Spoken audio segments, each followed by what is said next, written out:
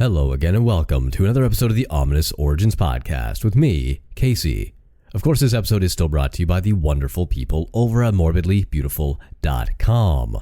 Morbidly Beautiful is your one-stop shop for all things horror content related, from interviews, reviews, top 10 lists, and everything in between. Now, this week's episode is one I've wanted to touch on for a very, very long time. I first heard about it, maybe 3 or 4 years ago, and it's a weird kind of phenomena. It involves children. It involves potentially demonic spirits or entities. And it's just all around really, really creepy. This is about the black-eyed kids. Ominous. Ominous. It is an adjective. Sounds like someone breathing.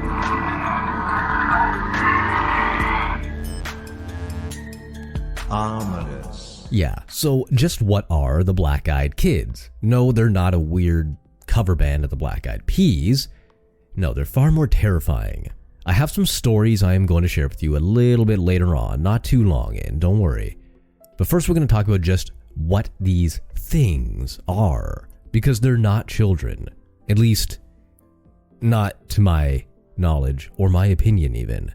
The Black-Eyed Kids are a folk phenomenon of people having strange encounters with kids whose eyes are entirely black, who insist upon entering their vehicle or home, and who seem to ooze an overwhelming sense of fear and panic.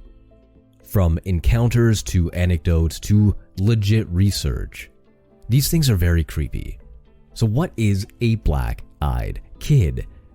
Besides the obvious, they are believed to be some sort of entity who will take over your soul or your possessions or just bring you bad luck in general.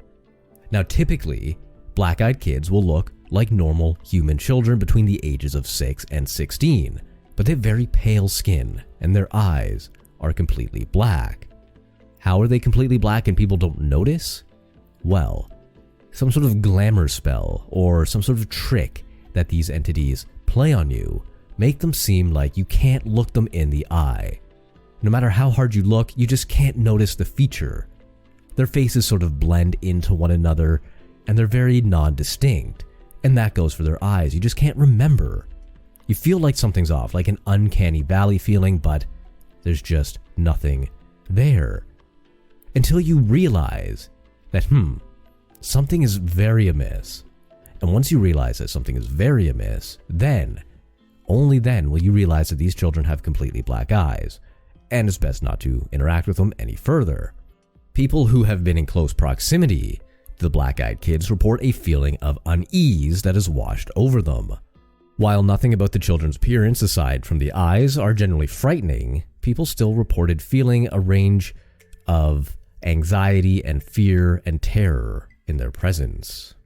Other people, once they have come to and realize what they're interacting with, have seen talons or other demonic attributes. But most of the time these kids just seem completely normal, which is terrifying in and of its own right.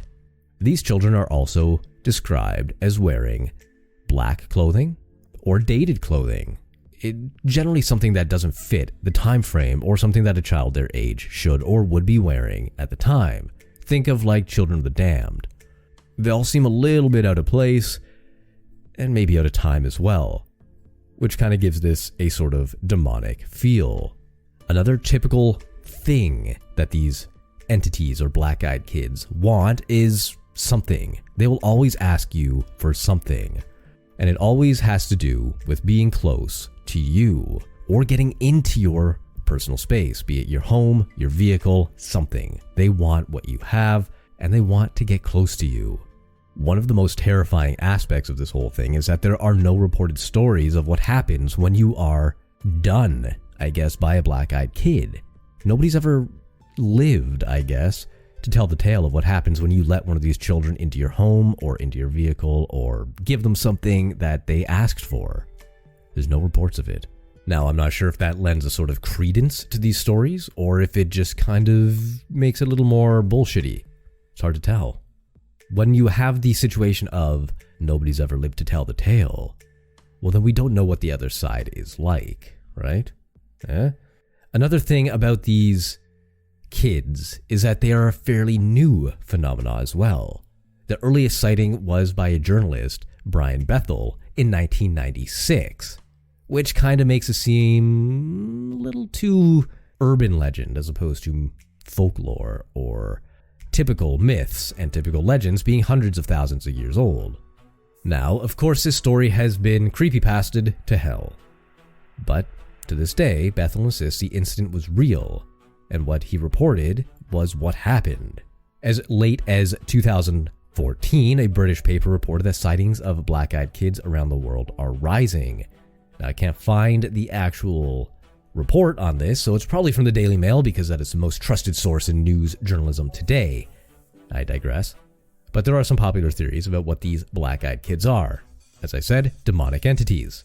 Also, aliens is another one. Vampires is another one. So the vampire thing I kind of see. It can work if these just emerged in 1996. Maybe they've been sleeping for thousands of years and just emerged. Maybe not thousands of years, but hundreds, at least. Given their clothing and how dated they tend to be, they look like they are from the 1800s, 1600s even. Just the style of clothes that they wear just doesn't fit. So how would you like some creepy-ass stories? A lot of these are going to come from thoughtcatalog.com.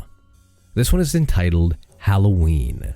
And this is going to be told in the first person as that's how it was written. And I'm not trying to steal anybody's stories. These are just how I found them on the internet. It starts with, "This is so funny. I never heard of BEKs or black-eyed kids before my incident. So I come here to share my post and my first story about the time I saw black-eyed kids. Let me preface this by saying I am no means a writer, just a domestic engineer living in North Texas. Also, I don't believe in the paranormal, ghosts, demons, aliens, whatever. However, I did have an event happen to me this Halloween I have to admit has me scratching my head. This is my first post on Reddit, and sorry to say, I'd never even heard about it until yesterday. I told my best friend about the incident and she is an avid reader of No Sleep, and she told me if I didn't post it, she would. So here I am. Anyway, I hope you like it. So it had been a slow trick-or-treat night in our neighborhood that evening, which is pretty odd in and of itself. We usually have kids from different areas quote-unquote dropped off in ours and have a constant parade to our door. That night, I'd say we had no more than 8 or 10 groups of kids come by the entire night. It was about 9:30 p.m. and my husband and I were sitting in our family room watching some of those ghost-based shows on actual events. Like I said, I don't believe in that stuff, but I do like a good ghost story now and then, and it was Halloween after all. We hadn't had any activity at the door in over half an hour, and it was getting late, so we decided to turn the porch light off and let our dog, Chloe, out of her crate. Chloe is an American bulldog and is very docile. We only put her in her crate because we were afraid she would try to get out and quote-unquote play with all the kids, and I didn't want them to have to chase after her down the street. Also, we didn't want her to scare any of the kids because she would look like an intimidating dog to the younger kids. So I turned the outside light off, let Chloe out, and she followed me back to the couch to lay down at my feet. It was getting close to 10 p.m. when my husband decided he'd had enough fun for the night and was going to go upstairs, take a shower, and get ready for bed. After all, it was Thursday and he still had to get up early the next day. My teenage son was out with his friends at a local haunted house and was supposed to be back in about an hour or so that left me some alone time on the couch with Chloe. Now, just because I don't believe doesn't mean these shows don't freak me out a bit. And being alone now watching, I'd have to say this kind of put me on edge, as it were. It wasn't long after I heard the upstairs shower turn on when there was a light knock, knock, knock at the front door. My initial reaction was, what the hell, really? It's almost 10, go home. But soon an uneasy feeling came over me. Why the knock? The doorbell glows in the dark, and without a porch light, it would be extra obvious to anyone standing there. So I paused. I couldn't really ignore it. Our front door has a big beveled glass panel, and anybody right at the door could see in enough to see someone was in the family room watching TV. So it would be pretty rude for me to just sit there and not answer it. The 3 knocks came again. I glanced down at Chloe and she was gone. My gaze followed her to the path to the front door, expecting her to be on her way there. She normally does when somebody knocks, but she wasn't there. I stood up to look around the room better and found her, crouching by the back door like she was wanting out. However, she never asks to go out like that. She always comes and licks my hand or puts her head on my knee or something. This was totally out of character for her, and I have to say, heightened my anxiety. "Chloe, crate," I said. She just turned back to look at me like, hell no, I ain't moving. I yelled up to my husband, but he was already in the shower, and I knew there was no chance of him hearing me. Knock, knock, knock. About that time, a car drove down our street and cast just enough light on the door to where I could see the silhouette of two small children through the glass. I instantly felt relief. It was just some kids, probably a couple of my neighbors on their way back home and wanted to stop by and show me their costumes or something. I headed to the front door and looked back to make sure Chloe wasn't going to follow. What a great watchdog, I thought to myself as she just sat there. I turned on the porch light when I got to the door, and sure enough I could see through the glass, and it was indeed a couple of pretty small kids. A little late for such young ones, I thought, and I began to wonder about what kind of parents would let their kids run around the streets that late at night. I only opened the door enough to where I could block Chloe's escape if she decided to grow some balls, which was only about 2 feet. What struck me immediately odd was that the kids weren't wearing any costumes. They were in normal street clothes. Also, no customary trick-or-treat either. I began to feel very uneasy again. It was a boy and a girl. The girl to my left was older, I'd say maybe about 11 or 12. I could tell she was blonde, but I couldn't make out any distinct features as our lights are from high above. And most of the light was coming from the street light behind them, so I was a little bit backlit. I had not opened the door wide enough for any light from inside to hit them directly. The boy I could tell was younger, about a foot shorter, and I'd say maybe 8 or 9, and looked to have very light brown hair. The girl very politely spoke up. "Ma'am, can we come inside your house and use your phone to call our mom?" As she spoke, something in the pit of my stomach was telling me something was very wrong. What kid, even at that age, doesn't have a cell phone of their own these days? I couldn't remember the last time I had anybody ask to use my phone. Hun, don't you have a phone of your own to call your mom on?" I asked. This is when things got really weird. Both kids turned to look at one another like they were going to say something to one another, but neither ever actually spoke. They both turned back to me, and the girl said, "Ma'am, my cell phone battery doesn't have any charge left in it. Can we please come inside and call our mother? We're alone out here, and my brother is scared." Now, I have to admit there were two competing feelings going on inside of me. The first, that of a mother's heart that wanted to help these two small children get to their mom. The other, a sinking fear in my gut that was keeping the other feeling at bay. It was then that I noticed during the short conversation I'd already opened the door a few extra inches, which I was completely unaware of doing so. I stopped. "Honey, why don't you give me your mother's number and I can call her myself?" They paused again and looked at each other. After a short moment, they turned back to me and the girl said, "Ma'am, my little brother has to use your bathroom. Can we please come in while you call our mom?" And with that last statement, the little girl moved a little closer to the door like she was just going to walk in. As she did, she stepped into the light coming from inside the house, and I got my first real good look at her. Solid, jet black eyes. That's all I could see. That motherly instinct was gone and replaced by terror I don't think I've ever felt in my life. I could feel the hair on my arms and the back of my neck standing at attention. I closed the door to where just my face was able to peek out. The little girl stopped and again pleaded, "Please, ma'am, we're really scared and alone out here. We have to come inside. Please, help us." Then, like on cue, both kids began to whimper and cry. That's when the fear took over completely and I shut and locked the door. "I'll call your mom if you give me the number," I shouted through the door. "But I'm not letting you in my house." I could still see them standing on the porch, just staring at me through the beveled glass. Part of me wanted to run upstairs to my husband, but the bigger part didn't want to lose track of where they were. That would have freaked me out even more to not know where they actually were. After what seemed like forever, but probably only a few seconds, I decided to call my neighbor that lives across the street. As I made my way to the side table by our couch to my phone, I glanced back at the door. Chloe was nowhere to be found.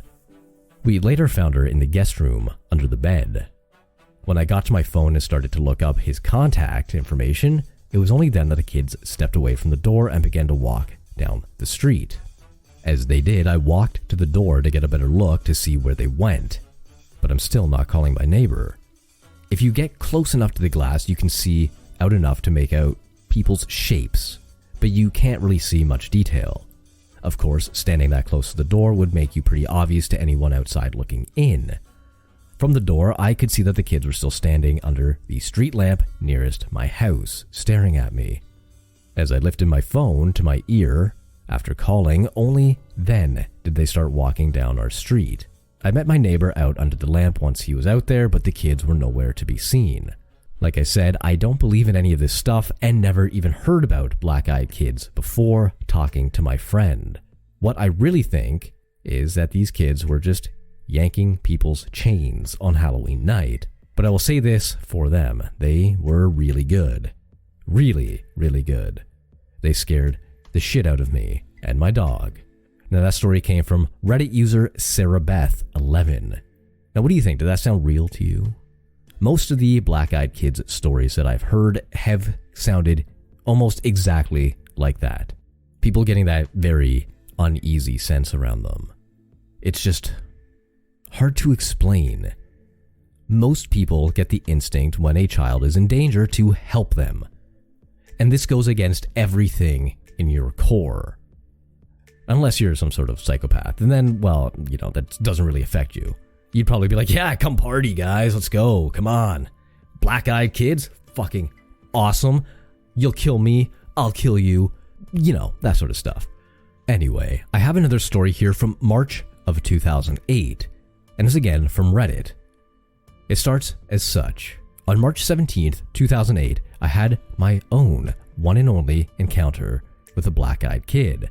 Before my experience, I had never heard of anything having to do with the black-eyed kids. I was 12. I was sitting outside of a hairdresser's in an old Chevy pickup waiting for my mom to get her hair cut. About 15 minutes had passed and I saw some kid walking back and forth along the sidewalk in front of my parked car. At first, I thought I recognized him as one of my friends from school, so I banged on the front windshield until he looked my way. It wasn't anyone I knew. At this point, I wasn't scared at all. Not yet. The boy walked over to the side of my car and just stares. I think he did this so I could get a good look at his eyes. He wanted to freak me out. And let me tell you, if you have never seen a black-eyed kid, you have no idea what to imagine. Pupils black as the night sky. The boy whispers, "You must let me in." And then I locked the car doors and ducked down into the space below the seats. 5 minutes later, he was gone. When my mother got into the car, she told me a boy with black eyes had come into the hairdresser's and insisted for my mother to give him the keys to the car. She refused, naturally. And thank God she did. That's from Big Taco 123 via Reddit. Another interesting point that I've seen here is that most people don't experience black-eyed kids until they're told about them. Yeah. Despite the two stories I told you about today, these people are kind of like the rarities. Most people have heard about them prior to, or they at least know somebody who knows about them. So when they tell them this experience, they go, "Oh my God, you had an experience with a black-eyed kid. That's terrifying. Good thing you didn't act upon whatever. Or you might not be here today if you believe the stories of, well, nobody's ever told the story of what happens when you let the black-eyed kids in. It's all truly, truly terrifying. Like I said, this goes against human nature in general. What do you do when a kid comes up and asks for help? It's hard to deny them at first, but then they get a little bit pushier, or they pretend to be sad. But this whole time, you cannot shake this feeling of unease in the middle of your gut. What do they want? Why are they here? Why me? It seems suspicious at best. And then they become angry with you, which I've heard happens quite a bit when you don't give in to their demands. I'm curious, what happens when you do let a black-eyed kid in? Now, I doubt any of you have ever had an experience with a black-eyed kid, let alone let them in. But if you do have any stories about black-eyed kids, absolutely drop me a line. I would love to talk to you about it. I would love to listen to your story, be it in text or audio form, whatever you want. But that's the black-eyed kids. And that's going to do it for me this week.